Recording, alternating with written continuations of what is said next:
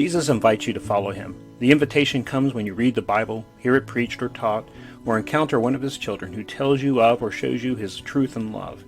And as with any invitation you might receive, there is a choice before you to receive it and act on it, or to not do so and consequently miss out on the opportunity to which you've been invited. The trick is recognizing that you and I can't follow him and still live life according to our own agenda, plans, desires, and wisdom.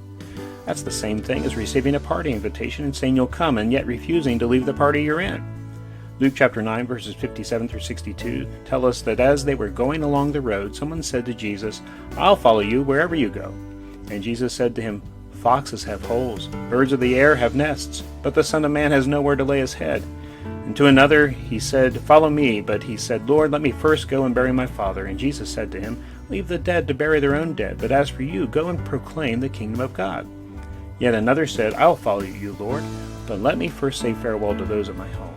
And Jesus said to him, "No one who puts his hand to the plow and looks back is fit for the kingdom of God." Before we receive his invitation to follow him, you and I are already attending a party. The party we attend before we heed the call of Jesus is the party that the world is throwing. It promises us entertainments and pleasures and delicacies if only we'll pursue those things on the terms of the world around us. We learn the house rules of the party we've been invited to and live accordingly. We cheat and lie and steal. We neglect people and mock the truth. We puff ourselves up and strive to be in the spotlight of attention and approval of everyone else. But the party that Jesus invites us to causes us to leave the world's party behind, and as we forsake it, we're freed to enter into the celebration and fellowship of God that only Jesus can provide us. And of course, the party here has an entirely different set of rules. We come through the doorway of faith in Jesus Christ, and in humbleness learn that the music playing in this party is the love song of God for his children, and the praise we give him from our own lips. The dance we dance is the humble devotion of a life surrendered to God, and the acts of loving service we render one another as we become God's extension of himself to those around us.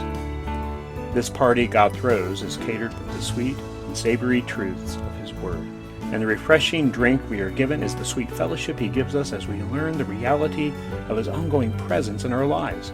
I suppose if we continue to think about it, we might consider that the door prizes that each of us are granted are not the cheap, breakable things that perish with this world, but are opportunities to see God work in and through our lives, knowing that what he is up to goes with us into forever.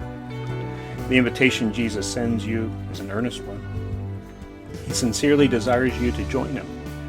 The invitation is an urgent one. Spiritually speaking, life and death are on the line for you and me, and he cares enough to intervene in your life to choose you right now to hear him and receive that invitation. The invitation he gives you is accessible only through himself. You and I cannot come to him on our own terms. To try to do so only ends up in tragic failure.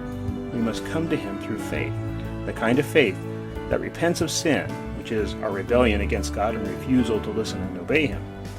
The kind of faith that decides to trust Jesus over every other path, and the kind of faith that leads to living life God's way. Will you accept that invitation? Will you follow him?